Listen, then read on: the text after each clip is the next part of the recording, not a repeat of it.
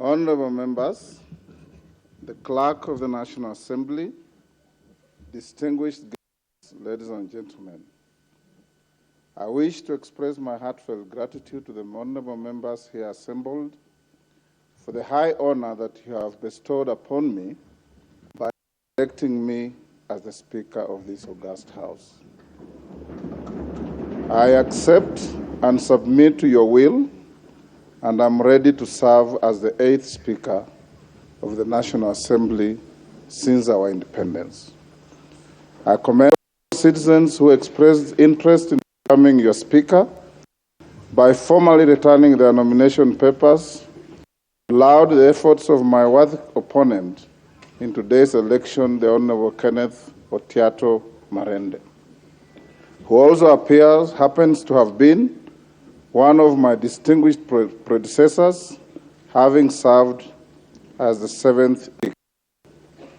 My other distinguished predecessors include Sir Humphrey Slade, the Honorable Frederick Mbiti Gideon Mati, the Honorable Moses Kiprono Arap Keino, the Honorable Professor Kimetet Arap Ngeno, Honorable Kausai Francis Xavier Olekaparo, and my immediate predecessor, the Honorable Justin Beda Njoka Muturi. I am eternally humbled and extremely privileged to now occupy this hallowed. Honorable members, when I look at you and visualize the grueling campaigns you have all undergone, I must say that I am proud of all of you for ultimately making it to this House a dream for everybody. I commend you. I'm delighted to note that over 55% of members of the last have been re-elected. Of this category, 24 of you served in the previous parliaments. Your re-election demonstrates the confidence that the citizenry has in the leaders that they elect to this House. Spurred by this, we should therefore be confident that if we are true to our oath or affirmation of office and responsive to the needs of our people who are sovereign, we will always be the people's house. Allow me at this point, honorable members, to single out and congratulate part of the leadership of the last previous parliaments who have made it back to this House. These include the Honorable Vale, who was the leader of the majority party in the 11th Parliament and the larger part of the 12th Parliament. My felicitations also go to Honorable John Mbadi, the immediate former leader of the minority party, and his former deputy minority leader, the Honorable Mbui. Permit me to recognize the Honorable Farah Maalim, who served as the deputy speaker in the 10th Parliament. My congratulations also extend to Honorable Wangwe, the immediate former majority whip, Honorable Junet Mohammed, the immediate former minority party whip, and the Honorable Jessica Mbalu, a former member of the Presidium. I welcome you back to the service of this House. Honorable members, the National Assembly of the 11th Parliament had 68 female members. That number increased to 76 in the last Parliament. Has seen the number rise to 82, with 29 women having been elected to represent single-member constituencies. This increase is a significant step towards achieving the aspiration of the gender parity in representation as desired by our 2010 Constitution. I wish to single out the Honorable Millie Odhiambo, who is now in her 4th consecutive term. Salute you, Member for Suba North, for your resilience and continued service to our nation. Particular mention goes out to the Honorable Lynette Toto Chepkorir, Member for Bomet County, who at the age of 24 is the youngest member of the 13th Parliament. Mheshimiwa, you are a great inspiration to the youthful leaders of this country, and we wish you well. I'm also reminded of the premium that our society now places on the leadership qualities of persons living with disabilities in this chamber. The Honorable Timothy Wetangula, my young sibling and a leader in his own right.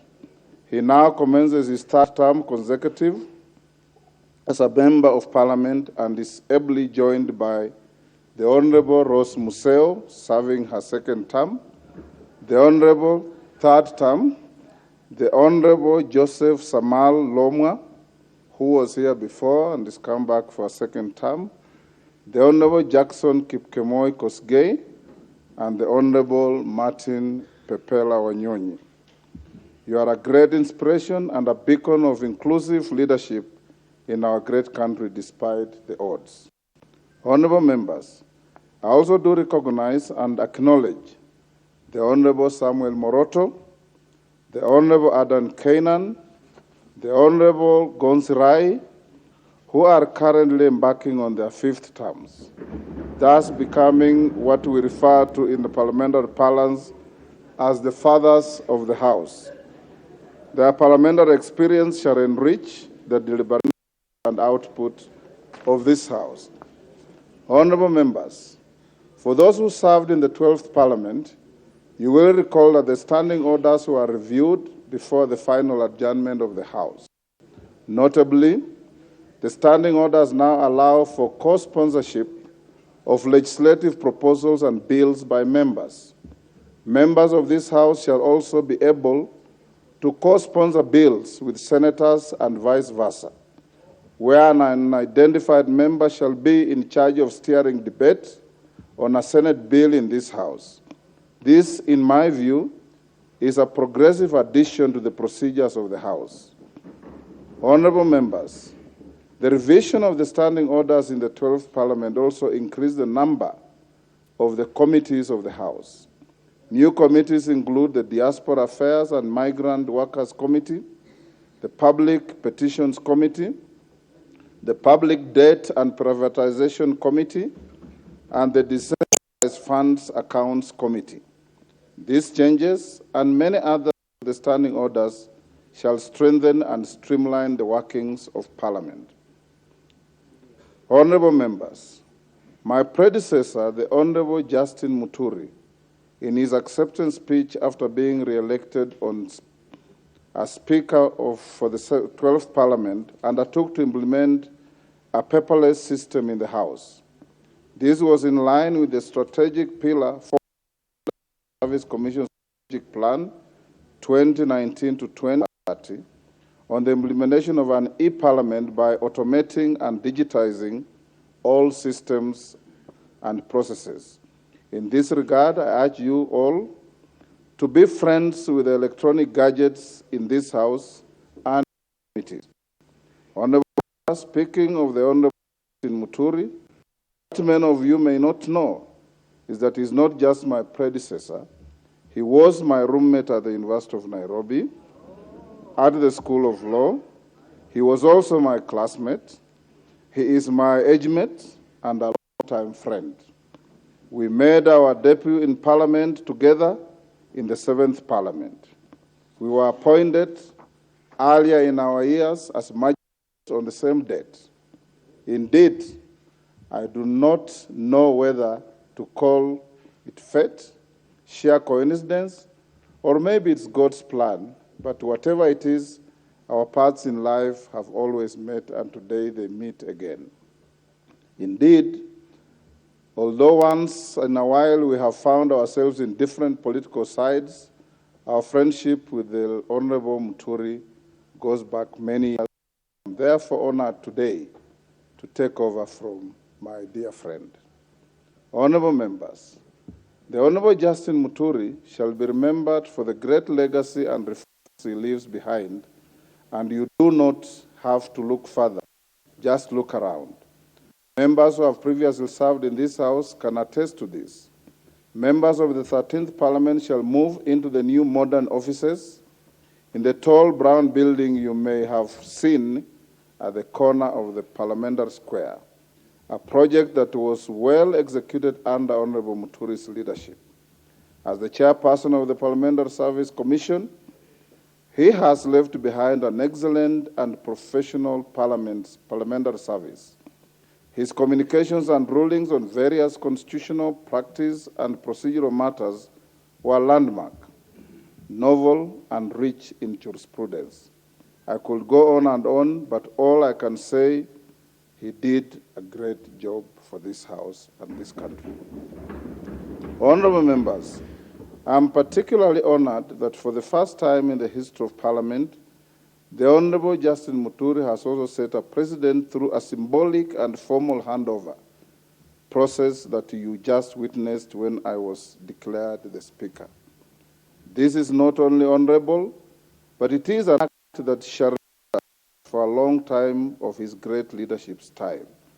The symbolic handover process by a Speaker should indeed be part of the traditions of this House, and it is a practice we should carry on. This, join me now in applauding the former Speaker of this House, the Honorable Justin Muturi. Thank you. Honorable members, the author Gary Levy, in the book Speakers of the Canadian House of Commons, notes that presiding officers of the Commonwealth customary relinquish their right to participate in debates. Put differently, despite the title, a Speaker does not speak but allows members to speak and presides over debate in the House. I'm aware that the Constitution precludes the Speaker from voting on any question proposed for decision in the House. But as your Speaker, I'll let my work speak for me. Honorable members, in this 13th Parliament, I am to prioritize two key issues. These are enhancing public trust in this House and the institution of Parliament, and nurturing and upholding comity between our two houses and between the National Assembly and other arms of government, with particular attention to our judiciary, which has often appealed for reasonable consideration by the legislature. Honorable members, the Constitution states that the authority that has been assigned to you and I under oath is a public trust. Hubert Humphrey, the 38th Vice President of the United States of America, is quoted to have stated that, I quote, anyone who has been elected to public office understands that one commodity above all others, namely the trust and confidence of the people, is fundamental in maintaining a free and open political system. In assuming our respective offices in this House, we are under a constitutional obligation to discharge our mandate in a manner befitting the offices we have been entrusted to hold. As your Speaker, I undertake to strengthen public trust in the institution of Parliament. I will be keen to midwife, through the Parliamentary Service Commission, live broadcast of committee proceedings and the full operationalization of Bunge TV channels to highlight the work done by this House and its members. In addition to the broadcast of chamber proceedings, I will support efforts to further actualize the provisions of Article 119 of the Constitution on petitions made to the House by adequately facilitating the work of the new Public Petitions Committee. To my mind, ensuring meaningful access to the House will, like a transparent glass, make Parliament more visible, disrobed of the mystery that people perceive of its processes. Honorable members, my second assurance to this House is that I will actively maintain committee with other constitutional bodies, promote consultation, and cultivate healthy relations with the bounds of our Constitution, within the bounds of our Constitution and our governing statutes. In the exercise of our oversight functions over state offices and public bodies, I will strive to ensure that all material information necessary for the work of Parliament is availed in a timely fashion by the persons in the National Executive ultimately responsible to this House. I shall strictly enforce the requirement enshrined under Article 153, 3 and 4 of the Constitution, which requires cabinet secretaries to attend meetings of the House to exhaustively answer questions and give full and regular reports on matters under their control. Honorable members, indeed, some of you may be aware, I served in this House as a member, as from the 7th Parliament, and I therefore fully understand what it is to be one of you. I have also been a senator, and hence I also fully understand what it is to be a sibling brother. I have served in the executive as a minister and assistant minister in different portfolios.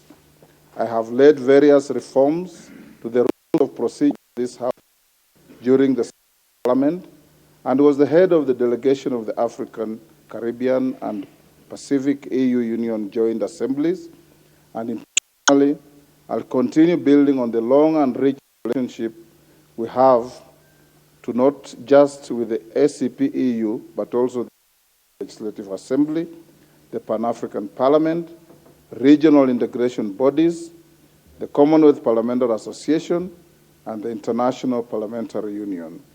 Suffice to mention, honorable members, that the standing orders you enjoy using today with the committee system were drafted by the late Bonaya Godana, Julius Sunkuli, I believe, has been re-elected to this House, and one Bishop Kimani, then Member of Parliament from Nakuru. Honorable members, I have worn many hats, but one of the greatest leadership lessons I carry with me to date is that a leader is a servant of the people. I live by the great words of the 22nd and 24th U.S. President, Grover Cleveland, who served between 1885 to 1889 and 1893 to 1897, who once said, and I quote, "Office holders are the agents of the people, not their masters."